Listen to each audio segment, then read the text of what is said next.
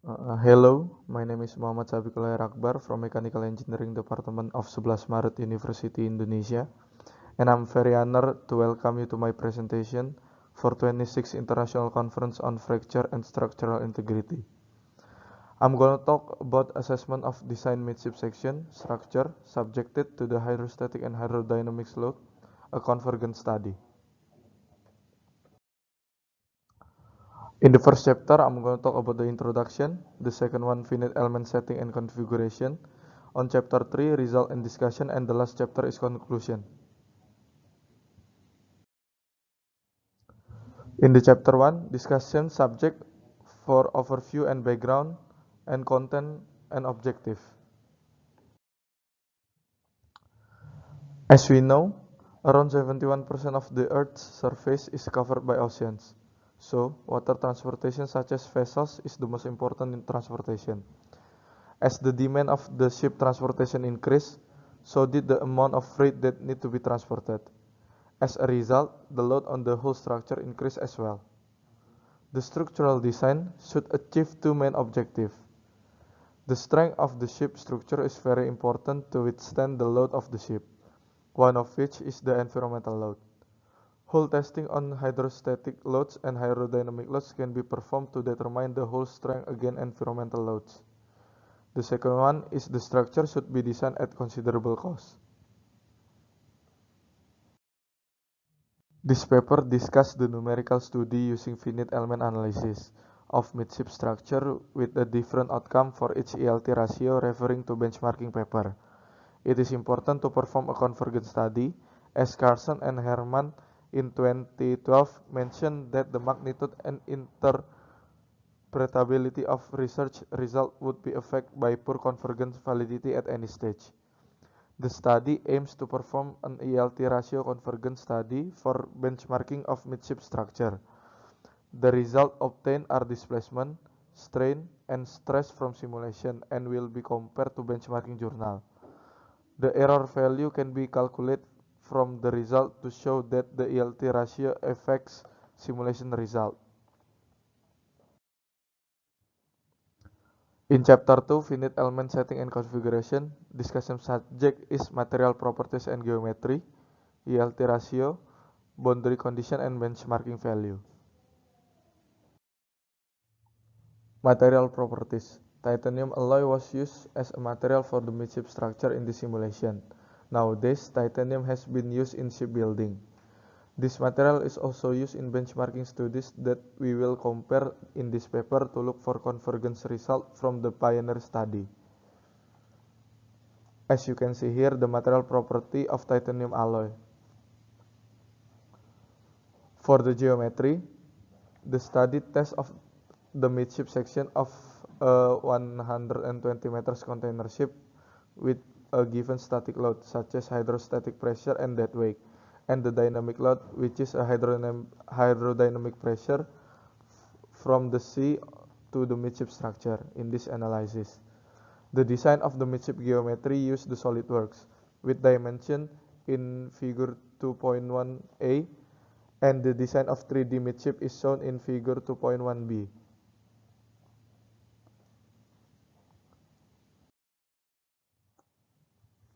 ELT ratio. Element length to thickness ratio value is obtained by element size divided by the thickness of the geometry. The ELT ratio of the simulation are starting from 5 to 11. For ELT ratio 5, the maximum element size is 500 mm. For the ELT ratio 6, the maximum size is 600 mm. For the ELT ratio 7, the maximum size is 700 mm. For 8, value of ELT ratio, the maximum element size is 100. For the 9, the maximum size is 900 mm.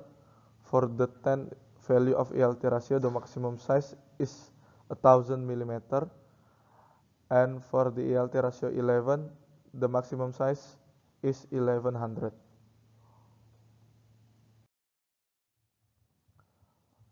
For boundary condition, as you can see in the picture, it is important to equate the boundary condition and loading in midship structure to achieve outcome that are comparable to benchmarking study. The static load is divided into dead weight 0.0535 megapascal and hydrostatic pressure in bottom shell 0.01 megapascal and in the side shell 0.0075 megapascal. The dynamic loads its hydrodynamic pressure of 0.005786 megapascal. For the benchmarking value, the benchmarking journal used as a comparison has a limit in the form of displacement, strain, and von Mises stress. The result of static structural analysis are the deformation plot, strain plot, and stress plot by Raja and Rajadurai in 2018. As you can see in the table, for the displacement in benchmarking value 27.86 mm, the strain is 6.082 and the stress is 142.9 megapascal. In chapter 3, the discussion subject are displacement ratio, strain ratio, and stress ratio. Displacement ratio is the result of the displacement analysis value divided by the displacement benchmark value. The displacement contour on the model is present in the figure below. As you can see in table 3.1, there are all the result of simulation for each variation.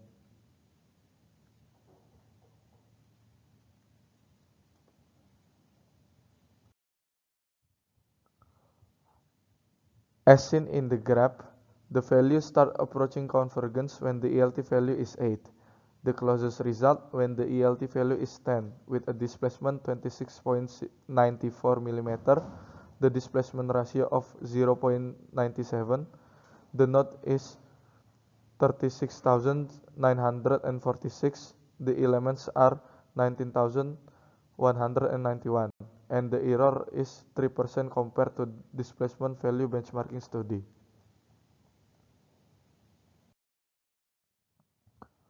Strain ratio. The strain ratio is calculated by dividing the strain analysis value by the strain benchmarking value.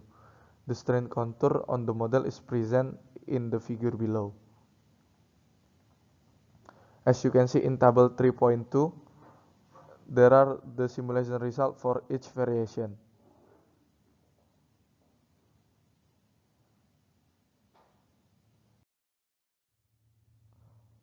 When the ELT value are 7, 8, and 9 as shown in the graph, the value begin approach convergence. The closest result, the ELT value is 7 with a strain 6.296 and the strain ratio of 1.035.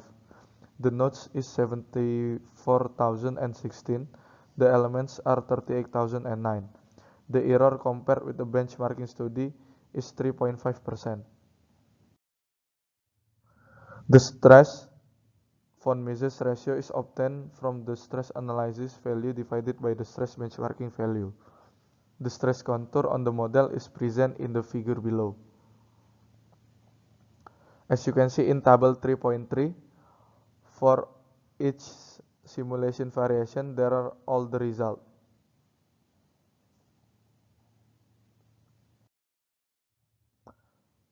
When the ELT value are 6, 7, and 8 as shown in the graph, the value begin approach a convergence. The closest result when the ELT value is 7 with a stress value 145.7 megapascal and the stress ratio of 1.019. The nodes is 74,016, the elements are 38,009, and the error compared with the benchmark study is 1.9%. Chapter 4, Conclusion. Discussion subject is concluding remark and the recommendation for further works. Concluding remarks.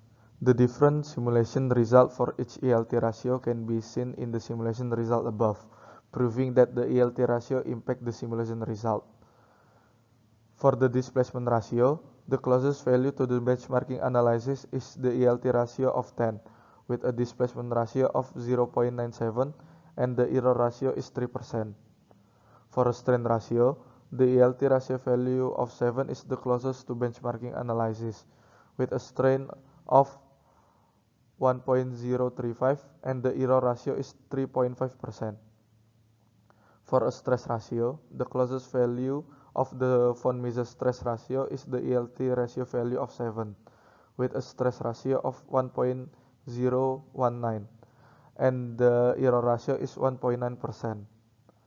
Overall, the ELT ratio value of 10 is the closest value to the benchmarking analysis. The displacement ratio is 0.97, the strain ratio is 0.917, and the stress ratio is 0.778 in ELT ratio 10, which has an average disparity of 11.16%. For the recommendation for further work, comparing others material from comparative journal with the same boundary condition, and the result of the study can be improved. And it is important to first decide the ELT ratio range, then determine the mesh size in the detail to obtain the ratio. This will help the author in the accurately estimating the simulation outcome. Okay, that's all my presentation. Thank you for your attention.